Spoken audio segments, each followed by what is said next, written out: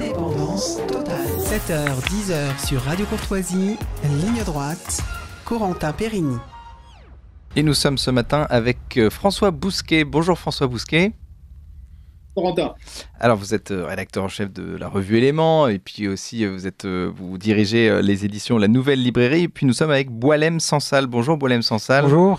Vous êtes écrivain algérien, puis vous êtes romancier, essayiste, vous êtes un ancien haut fonctionnaire, puis vous êtes censuré en Algérie pour vos positions, très critiques notamment par rapport au pouvoir algérien, puis vous êtes très traduit, vous êtes très distribué en France, mais aussi traduit en Allemagne. Vous êtes auteur notamment de 2084, La fin du monde, et votre dernier livre s'intitule Vivre, le compte à rebours aux éditions Gallimard. Alors je crois que c'est la première fois en tout cas que vous venez sur Ligne Droite, peut-être même sur Radio Courtoisie, je crois. Oui. Radio Courtoisie m'avait invité plusieurs fois avant, à l'occasion de mes romans. Mais chez Gallimard, ils ne retenaient pas les invitations qu'ils recevaient de Radio Courtoisie. Il y avait une idée que c'était un organe d'extrême droite. Le jour où j'avais reçu une invitation, et donc j'avais dit au service de presse de Gallimard de mettre ça dans l'agenda. Oh, mais tu te rends compte, tu ne vas pas aller à Radio Courtoisie, c'est des bandits, c'est un truc qui existe, comme c'est officiel, ou c'est clandestin, quoi. En tout ils émettent d'où de la Lune ou de... Mais bon, il y avait avec peut-être cette ancienne équipe une certaine appréhension. Qui là, ça m'a étonné parce que personne ne m'a fait aucune remarque. Alors, on a mis ça dans l'agenda. Et là, c'est passé. Bon.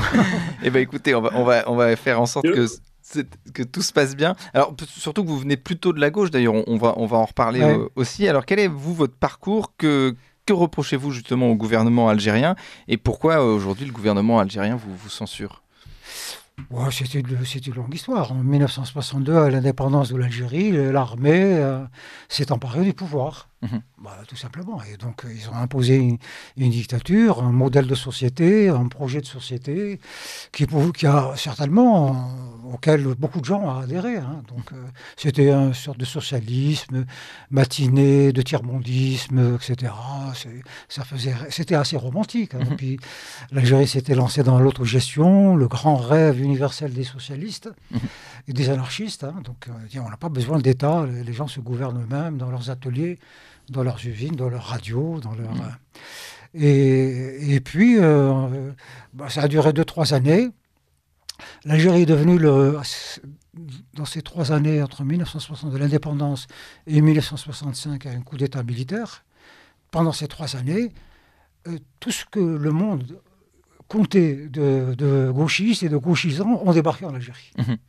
Voilà, notamment de la France, grands intellectuels, des philosophes, ils se sont installés en Algérie, donc ils ont conseillé le gouvernement algérien dans la fabrication d'un monde nouveau, et tout heureux, le socialisme et tout ça, peint aux couleurs de rose. Et les Algériens ont adhéré, franchement. À l'époque, moi, j'étais trop jeune pour savoir, mais je sentais quand même une belle ambiance, quoi. Alors, il y avait ce rose, mais il y avait aussi ce vert de l'islam de Che Guevara, etc.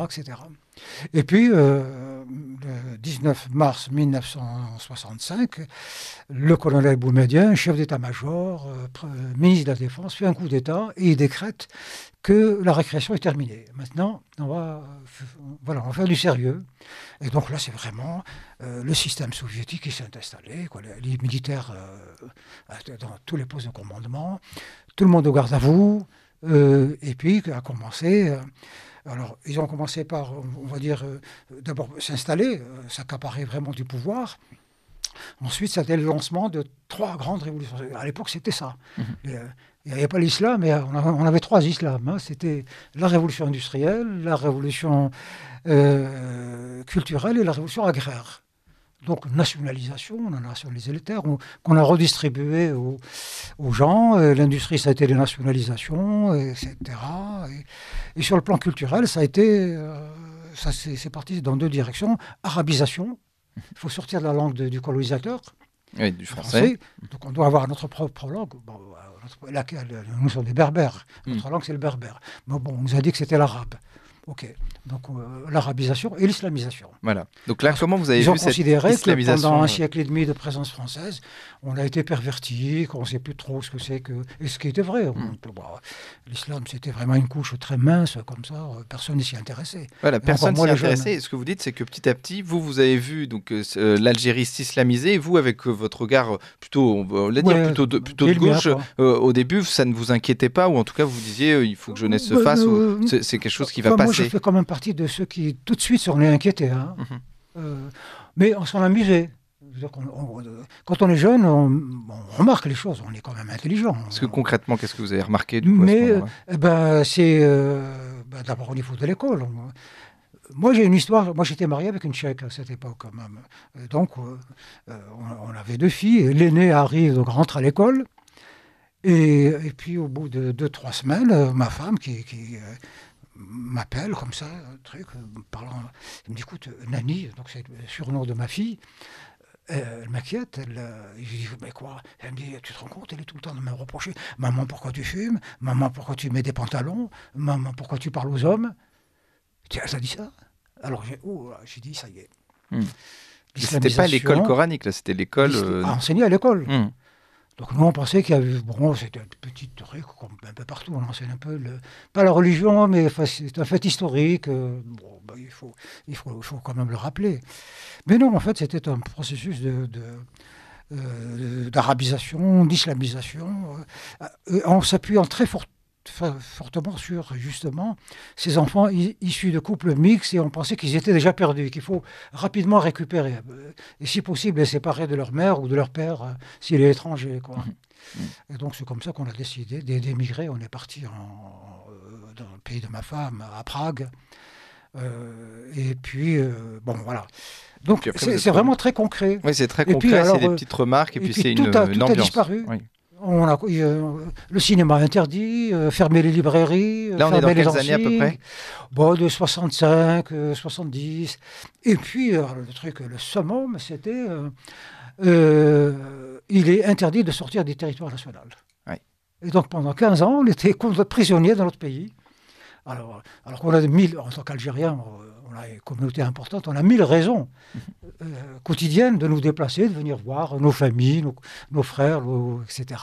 Et pendant ces 15 années, j'ai jamais mis le pied dehors. Oui, donc c'est un État autoritaire qui est arrivé. Alors on s'est retrouvés dans... c'était un pays où la France est restée un siècle et demi, donc c'est Marseille, quoi, aujourd'hui. Justement, on va en parler justement de ce parallèle entre l'Algérie, comment il s'est islamisé, et puis aussi la France, comment... l'Arabie Saoudite, l'Iran, les Kaboul... Alors, François Bousquet. Oui, bonjour, Marlène Chansal. Cette islamisation semble irrésistible. D'abord, elle est très précoce. Cette islamisation, semble irrésistible. Elle est très précoce en Algérie. Ouais. Quel est le rôle d'abord, première question, est-ce que le pouvoir algérien va l'instrumentaliser en se disant, nous gérons la population, eux vont gérer les esprits et les cœurs, je parle des islamistes. Ouais. Et quel est le rôle des frères musulmans? Parce que l'arrivée des frères musulmans en Algérie va accélérer, va emballer le phénomène islamique. D'accord. Écoutez, jusque dans les années... je peux enlever ça? Oui, allez-y. Jusque dans les années 80, le maître d'œuvre en matière d'islamisation, c'était l'État lui-même. Donc il s'est mis à construire des mosquées, en veux-tu en voilà, des instituts islamiques. C'était une démarche internationale, on va dire, décidée au niveau de la Ligue arabe et de la Ligue islamique mondiale. Les pays musulmans doivent se rassembler, avoir la même politique à l'égard des États-Unis, à l'égard d'Israël, etc. Donc un processus d'intégration s'est mis en place, un peu comme le processus d'intégration en Europe. Donc on accorde les lois, on se met... voilà. Et à un moment donné... l'islam qu'ils prônaient restait quand même relativement moderne. Parce que par ailleurs, les pays arabes avaient décidé de se développer sur le plan industriel, etc. Donc, et ça a beaucoup déplu à la tendance des vrais conservateurs. Oui. Ils disaient non, il faut aller vers un véritable islam. Parce que là, vous êtes en train de... C'est un saupoudrage un peu d'islam sur ceci et cela. Et donc, il y a eu un conflit sur la propriété de l'islam. Qui dirige l'islam ? Est-ce que c'est les militaires, alors qu'ils ne sont pas forcément très compétents en la matière? Est-ce que c'est les islamistes? Mais d'où viennent-ils? C'est des ignorants, c'est des ignares, est-ce que c'est l'Arabie? Enfin, bref, il y a eu des compétitions à tous les niveaux. Et tous ceux qui se pensaient détenir une légitimité en la matière, c'est-à-dire les Saoudiens, l'islam est né chez eux, le Coran est en arabe, donc les légitimes, c'est nous. Les chiites, les Iraniens, répétons, les légitimes, c'est nous. Nous sommes les seuls véritables continuateurs de Mahomet. Vous avez trahi, parce que pour les musulmans du début, le successeur d'Allah, de Mahomet, doit impérativement être de sa famille. Les chiites sont toujours sur ce cas-là. Donc et alors que chez les sunnites, c'est drôle, mais ça a été une élection.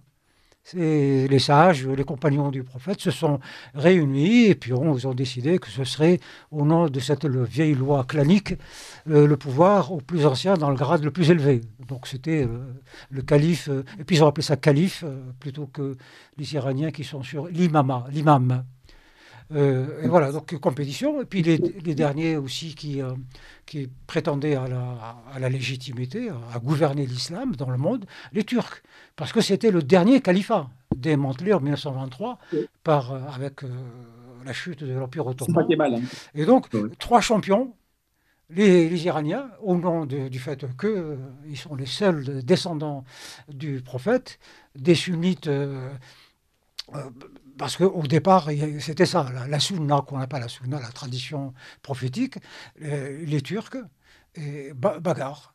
Et aujourd'hui, il y a un outsider qui arrive, qui les menace tous, c'est l'islam d'Europe, qui s'installe.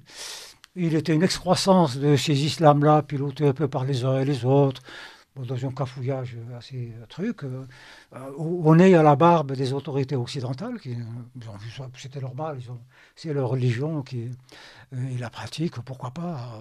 À l'époque, on interdit seulement la construction des mosquées.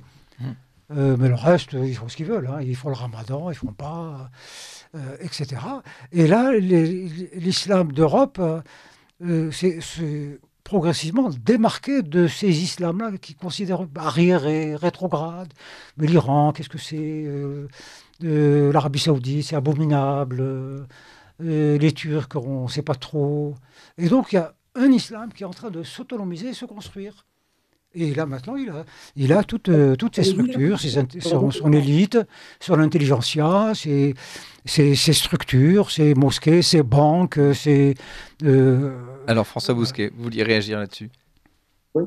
Non, simplement, ça veut dire, Boualem Sansal, que la gestion de l'islam européen, ce que vous dites, hein, on a longtemps dit que c'était une gestion consulaire. C'était les Algériens qui contrôlaient les Algériens en France, les Turcs en Allemagne, les Marocains en France, aux Pays-Bas, au Benelux. Hein. C'est plus le cas aujourd'hui? Comment? C'est de moins en moins.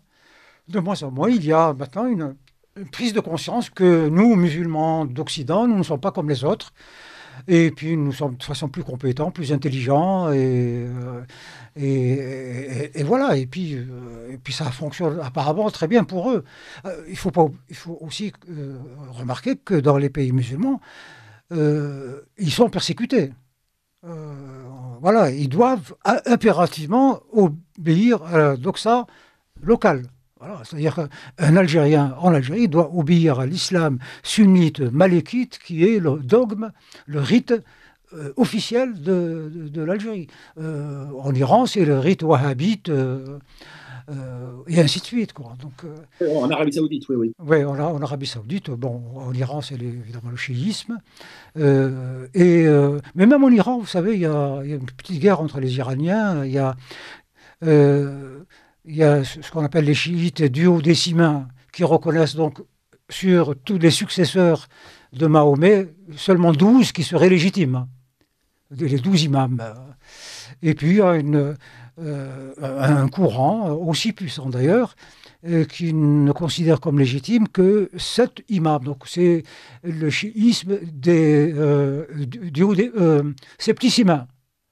Voilà. Et puis ensuite, il y a des petits trucs, les haïdistes, les ceci, les cela, qui sont basés sur, en plus d'être un imam descendant du prophète, il suppose aussi un certain nombre de conditions. Donc tout ça est très émietté, à la fois, ils sont pris dans un processus d'agglomération via la Ligue arabe, via la Ligue mondiale islamiste, via la conférence de coopération islamique dans le monde, etc. Puis tous les séminaires qu'ils organisent, mais en même temps, ils sont dans des forces centrifuges qui fait que chacun se replie sur son dogme traditionnel. Alors que, et là c'est nouveau, c'est le seul pays, l'Europe, c'est le seul endroit au monde où tous les islams cohabitent. En Algérie, il n'y a que des sunnites malikites. Et justement, en tout cas, vous pensez que et là, non. Là, c'est la totale. Vous avez des sunnites, des...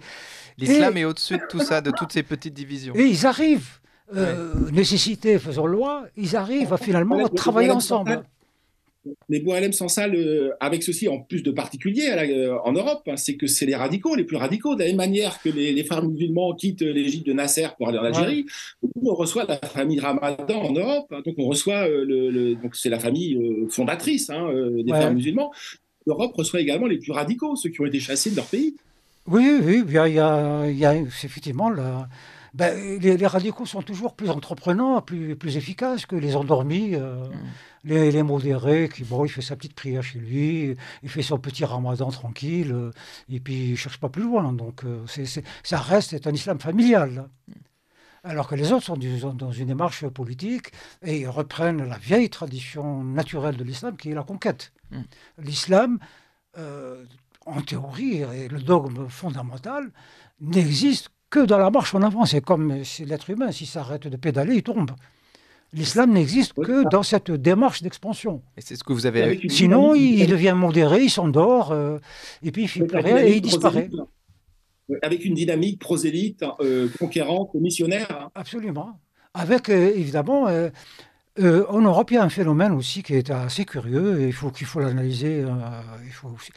Comme il y a un besoin de spiritualité en Europe, c'est évident, et qui ne le trouve plus dans le christianisme qui a tendance à disparaître, ni dans le judaïsme qui s'est tellement laïcisé, tout ça, qu'il n'a pas la force qu'il a en Israël.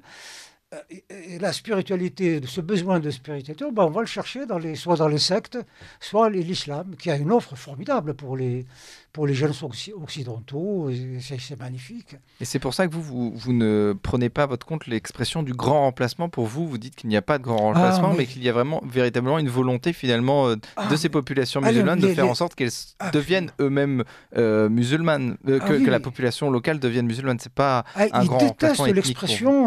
Cette expression, il la déteste, de grand remplacement, qui consiste en gros à faire disparaître les... Ah non, pas du tout. Ils veulent pas faire disparaître, ils veulent conquérir. C'est ça, convertir. C'est ça le dogme. C'est le dogme. Il est comme ça, on est dans la démarche prophétique. Chaque musulman est un prophète, est un mini-prophète. C'est ça l'obligation. Et donc il doit... Et il fait en sorte qu'il veut convertir, et si la personne ne convertit pas, là il prend les armes. C'est ça, il y a des différentes étapes, il faut laisser un peu de temps, etc. Et puis on ne perd pas trop de temps on cherche à convertir quelqu'un, on ne va pas passer 10 ans derrière lui. Donc on va plutôt convertir ses enfants. C'est plus facile. Et puis, on récolte ce qu'il y a de plus facile dans certains milieux. Et le milieu qui semble le plus permissif, c'est le milieu intellectuel, qui sont effectivement besoin. L'intellectuel se sent tout naturellement une fonction sociale. C'est un peu de guider la société. Mais la société, maintenant, elle se guide elle-même par les ordinateurs, c'est des mécaniques. Elle n'a plus besoin de société civile. C'est presque un peu horizontal, c'est diffus, c'est l'espace diffus. Et ce qui est le contraire de l'islam, notamment dans 2084, la fin du monde, c'est évidemment un écho à 1984 de George Orwell. Vous dites que en tout cas, c'est une dystopie. Votre livre, vous expliquez finalement que l'islam aussi est un totalitarisme doux, ou en tout cas doux quand on est soumis à la loi. Il ne devient méchant que quand il est majoritaire. Parce que là, C'est la takia, la fameuse takia. Oui, alors, au début, on est là, on se débrouille comme on peut, hein, donc voilà, on fait avec ce qu'on a.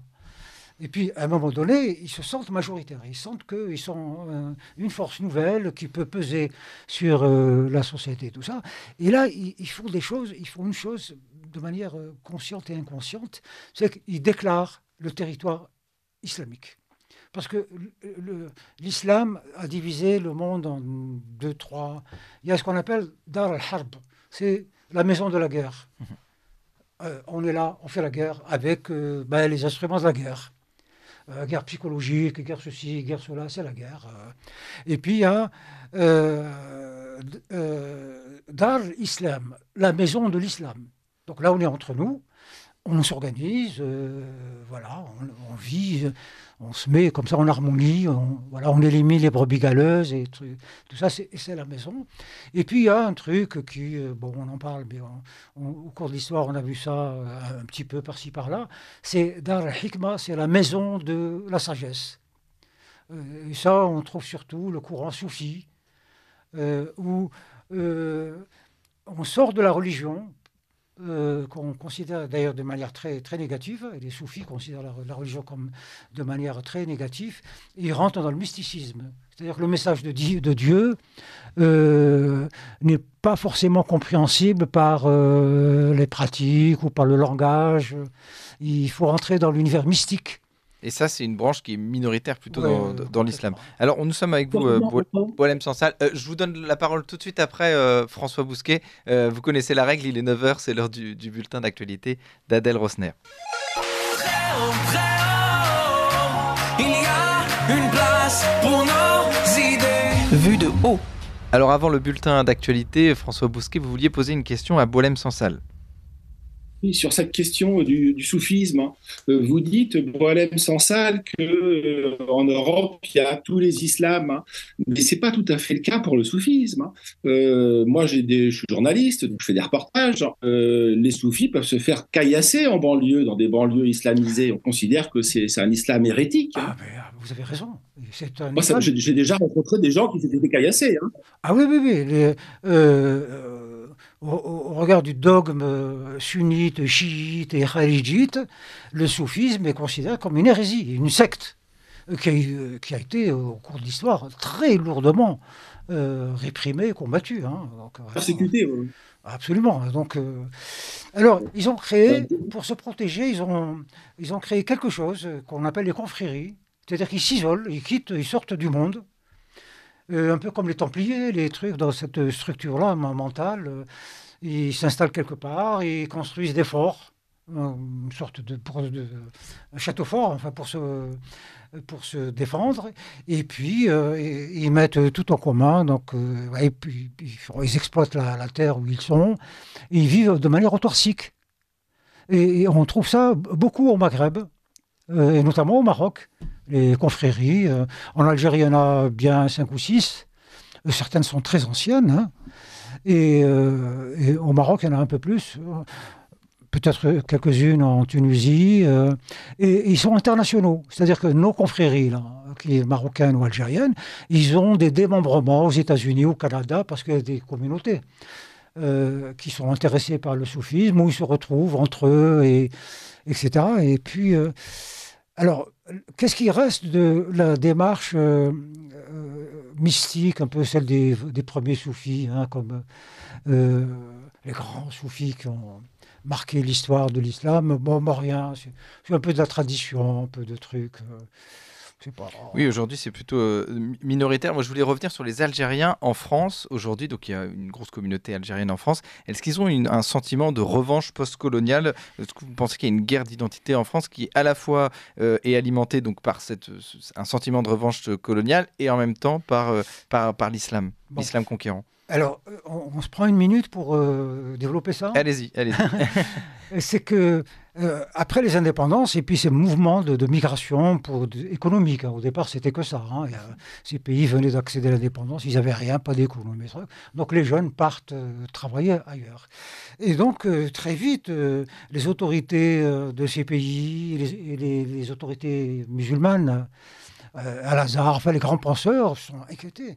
C'est des musulmans en terre chrétienne, et plus seulement en terre chrétienne, parce que là, ça nous convient aussi, s'ils étaient chrétiens, c'est qu'ils ne sont rien du tout.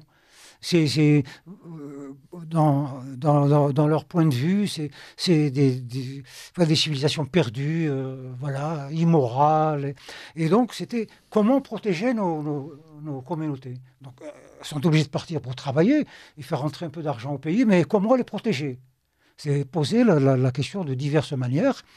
Et donc, chaque pays a mis en place son propre dispositif. Là, l'Algérie, moi, je suis étonné que quand je raconte ça, les jeunes disent « Ah bon ?» L'Algérie a créé, dès les années 65, l'amicale des Algériens à l'étranger. Ça s'appelait comme ça. À Alger, c'est un méga ministère, 15 étages, 3000 bureaux, 8000 fonctionnaires, avec beaucoup d'argent. Et ils ont créé l'amicale des Algériens en France, à Paris, qui a créé l'amicale des Algériens de Marseille, l'amicale de Lyon, de Grenoble, de ceci, de cela. Pareil en Allemagne, pareil en Belgique. Donc, une toile gigantesque s'est installée et ils ont mis en place des dispositifs, mais je dirais presque qui relèvent du pénitentiaire.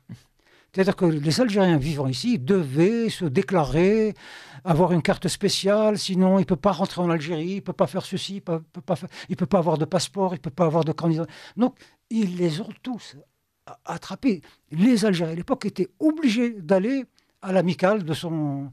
Et là, bon, cours d'arabisation, cours d'islam, lecture du discours du président, commentaires, etc. Et puis en plus, ça leur convenait bien, parce qu'ils se retrouvaient. C'était l'occasion de se retrouver. Et puis, bon, voilà. Donc, finalement, c'est arrivé après ce sentiment de revanche. Ensuite, il a été alimenté par quoi? Par l'éducation nationale, par l'histoire, par... Oui, alors c'était... d'abord, ça vient du pouvoir. Donc, si vous voulez qu'il ne s'intègre pas à la société française, il faut lui décrire la France comme étant... c'est le pire des choix, quoi. Voilà, c'est des corrompus, c'est des vicieux, c'est des... Qui ont soumis l'Algérie alors que la France a fait l'Algérie. On a construit tout un discours, donc à la fois religieux, à la fois politique, à la fois, évidemment, et puis en jouant sur des réalités. Et ça a fonctionné très, très, très bien. Et c'est là que... à l'époque, c'est quand même drôle que les gens n'aient pas vu ça. C'est que quand en Algérie, le système totalitaire s'est effondré, donc après les révolutions d'octobre 88, où l'Algérie a été obligée d'aller vers le multipartisme et l'économie libérale, donc les Algériens ont profité de ça, ils ont quitté l'amicale, et donc c'est devenu une coquille vide. Mais qui a récupéré ça? C'est les islamistes. Ils ont récupéré l'appareil. Oui, en fait, le sentiment national algérien a été un petit peu phagocyté justement par l'islamisme. Alors, François Bousquet. Donc, sur cette question algérienne, avant de prendre du champ sur l'islam, est-ce qu'il n'y a pas un malheur algérien aussi, au sens où Marcel Gauchet parle de malheur français? Toutes les révoltes ont tendance à échouer. Il y a un nombre de révoltes en Algérie depuis les printemps berbères, jusqu'aux dernières révoltes en Irak, avant le Covid. Donc, si un pays où il y a eu des révoltes, c'est l'Algérie. Et pourtant, ça n'a jamais débouché sur rien, sinon sur un phénomène migratoire massif. Mais vous avez parfaitement raison. Nous, on se dit, il y a quelque part une malédiction. Alors, c'est dû à quoi? On ne sait pas. Écoutez, le cas algérien est vraiment très particulier. C'est que nous n'avons jamais été indépendants depuis l'annexion de l'Afrique du Nord par Rome en moins 46 avant Jésus jusqu'à 1962. Donc pendant 2000 ans et quelques, nous sommes passés nous étions romains dans l'Olympe, machin, puis on est devenus tous chrétiens avec l'Empire romain, Saint-Augustin, Saint-Cyprien, etc., etc. On a été vraiment des ayatollahs du christianisme. C'est ici c'est en Algérie que sont nés vraiment les courants les plus orthodoxes. C'est lié au caractère peut-être Et puis ensuite il y a eu les Byzantins, puis il y a eu les Vandales pendant un siècle et demi, donc c'est une toute autre culture. Et puis il y a eu ensuite il y a eu les Arabes, puis qui ont été chassés par les Ottomans. Puis arrive la France. Et donc on est passé d'un paradigme à l'autre sur 2000 ans. Le peuple algérien n'existe pas. Peut-être il est en train de se construire, je ne sais pas, mais il n'existe pas. On n'a pas... l'État-nation Algérie n'existe pas. Il y a un État gouverné par des militaires, mais il n'y a pas vraiment de ce sentiment national qu'on peut trouver en France ou ailleurs.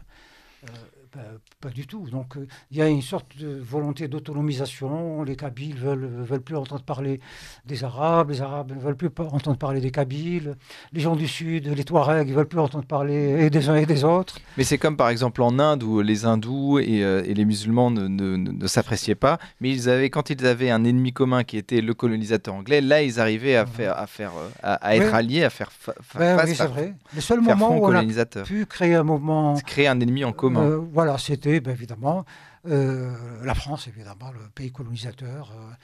Et puis, donc, on a raconté beaucoup d'histoires. Enfin, chacun y a été de son histoire. Hein. Donc, on a fait et des films, et des pièces de théâtre, et des machins. Donc, on a construit la chose. Hein. C'est un récit très construit maintenant. Hein. Donc, alors, je voulais revenir sur votre dernier livre qui s'appelle Vivre, le compte à rebours aux éditions Gallimard. On a parlé de 2084, la fin du monde. Vous faites de la littérature pour dire quelque chose. Pour vous, la littérature, ça doit être au service d'une cause ou pour dire quelque chose. Bon, je généralise pas. Hein. Je ne dis pas que la littérature doit être cela. En tout cas, votre littérature. Moi, oui. Moi, je me dis, tant qu'à faire, si on peut être utile au-delà du plaisir de lecture, si on peut autant essayer de...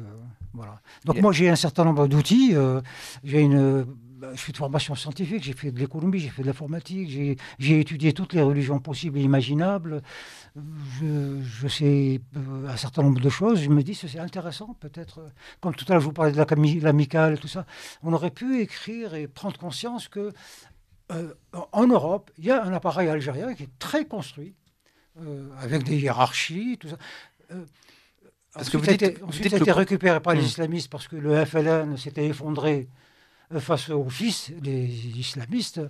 Et puis, maintenant, c'est beaucoup plus diffus maintenant, parce que il n'y a pas que les Algériens en France. Il y a des rapprochements et des divergences. Oui, il y a toute une communauté arabo-musulmane. Et puis, ce qui gêne beaucoup, c'est que maintenant, il y a un islam de France, c'est-à-dire des gens qui sont nés en France, etc., que les musulmans venant des pays musulmans n'aiment pas du tout. Alors, pourquoi ils ne les aiment pas? Parce qu'ils sont plus radicaux que les autres? Non, il y a un peu de ça, mais c'est aussi, quelque part, ils sont français, chrétiens, ils ont été élevés là-dedans. Quoi. Alors, pourquoi vous dites « Vive le compte à rebours » aux éditions Gallimard? C'est plein d'espérance ou c'est justement on va mourir? Non, mais c'est une constante de l'histoire humaine. On a toujours, je veux dire, le paradigme de Noé a toujours existé. Et à un moment donné, les humains se sentent, comme vous disiez tout à l'heure, la malédiction. Ils vont tous mourir, ils ont l'impression que rien ne va et que Dieu les a condamnés, chassés de l'Éden, etc., etc. Et donc, ils cherchent comment dirais-je, le salut. Alors, ils s'accrochent, le salut, s'ils ont une petite tribu, le salut vient du sorcier, quoi. On va voir le sorcier, quelques herbes, trucs. Mais dans des structures plus lourdes, il y a des machins plus construits, voilà. Et puis, on imagine, et de plus en plus, jusqu'à aujourd'hui, jusqu'à ces dernières années, on a toujours attendu le salut des narratifs créés par les humains. Noé, c'est nous qui l'avons inventé. On a inventé Mahomet, Jésus. Donc ce sont nos narratifs. Et de plus en plus, avec les progrès de la science, maintenant on a un regard beaucoup plus sérieux de l'univers, avec la physique quantique. Plus rationnel. Etc. Je pense qu'on est en train de quitter notre condition de terrestre pour devenir des extraterrestres. Donc on attend maintenant on a envie maintenant d'aller habiter la Lune parce que la Terre ne peut plus nous nourrir dans un petit siècle. Oui, et puis, quand on sera alors, François Bousquet, 10 milliards, on va s'entretuer. C'est un mot responsable d'un de vos compatriotes, grand écrivain, Kateb Yassine. Yassine disait, mais ça nous ramène en 1960, ça, que les minarets, c'était des fusées. Je sais pas si vous les minarets, c'était des fusées qui ne décollent pas. Des fusées qui ne décollent jamais. Oui. Oui, on n'école jamais. Alors qu'est-ce que ça veut dire? Voilà, on sait que maintenant, toutes les solutions qu'on a mises envisagées, qu'elles soient religieuses, magiques ou économiques, ou le progressisme, enfin tout ça, on voit bien que ça ne se règle rien.